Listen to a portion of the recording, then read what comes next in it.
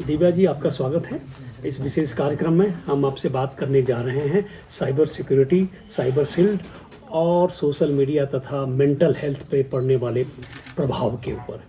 क्या आप बताएंगे कि किस तरीके से साइबर क्राइम बढ़ते जा रहा है, उसको कैसे रोका जाएगा? इसके बाद हम दूसरे विषय पर भी आपसे बात करेंगे।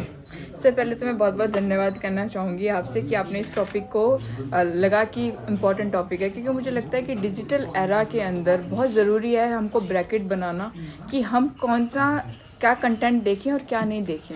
आपको रखना पड़ेगा ये कि मुझे इस तरीके की इन्फॉर्मेशन को इनहेल करना है और ऐसी इन्फॉर्मेशन मेरे लिए नहीं है, क्योंकि ये जो मेंटल हेल्थ की कंडीशन है ना आजकल बहुत ज़्यादा होती जा रही है बच्चों के साथ। और सच में ये लगता है मुझे कि जो मेंटल हेल्थ उनकी परेशान वो हो रहे हैं सोशल मीडिया की वजह से हो रहे हैं।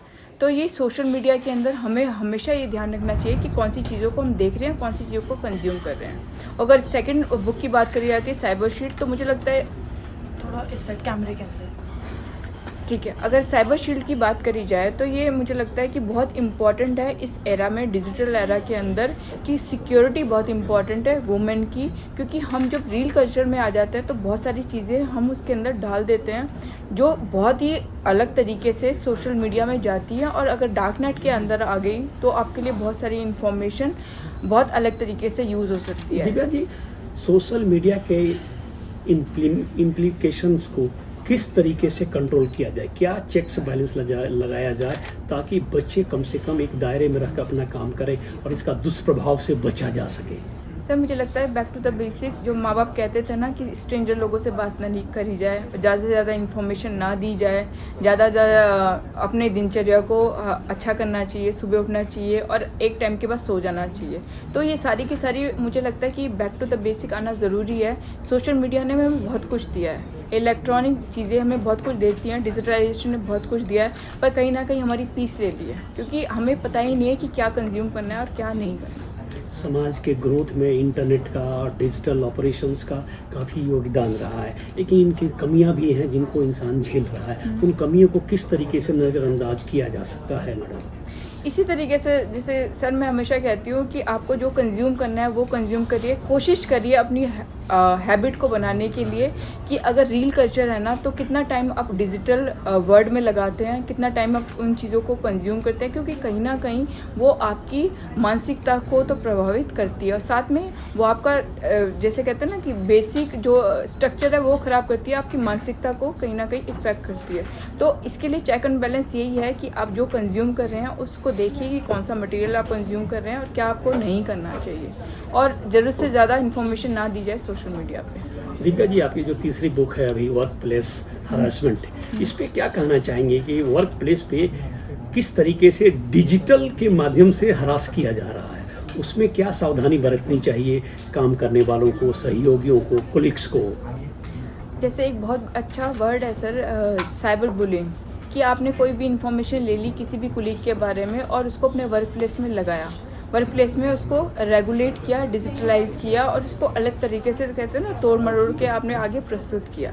तो जो वर्क प्लेस हरासमेंट होती है वो एक वन ऑफ द पार्ट है।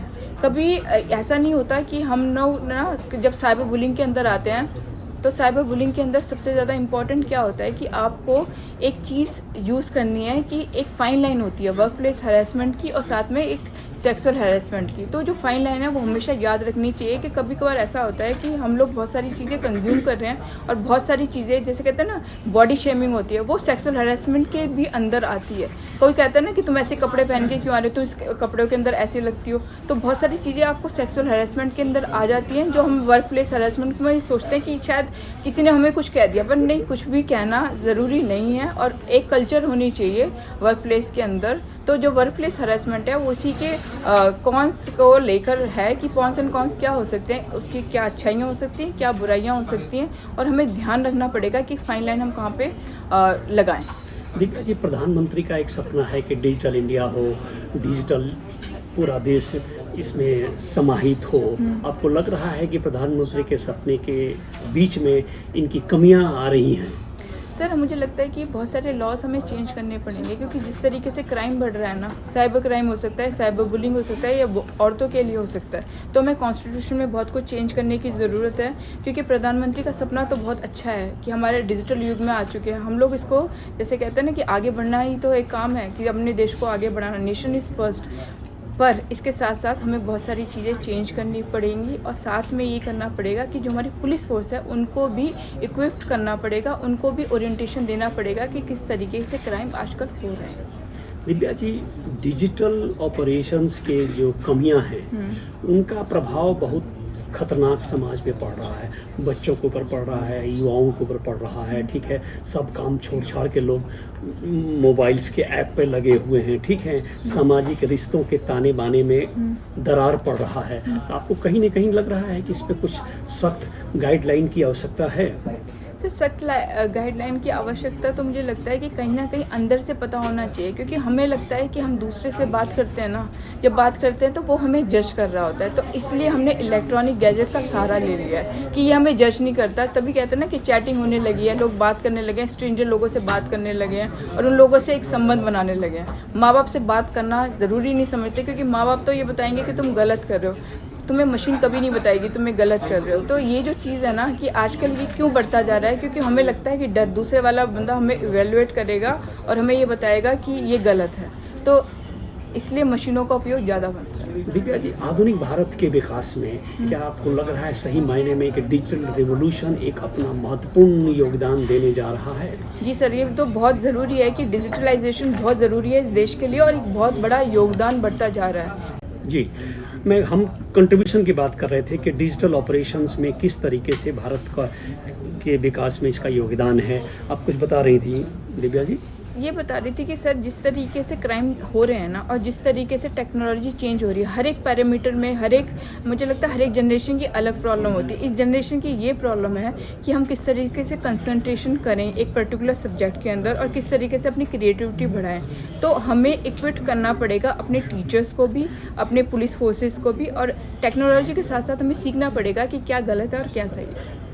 आप इस कार्यक्रम में आई, आपका हार्दिक धन्यवाद। Thank you so much. धन्यवाद।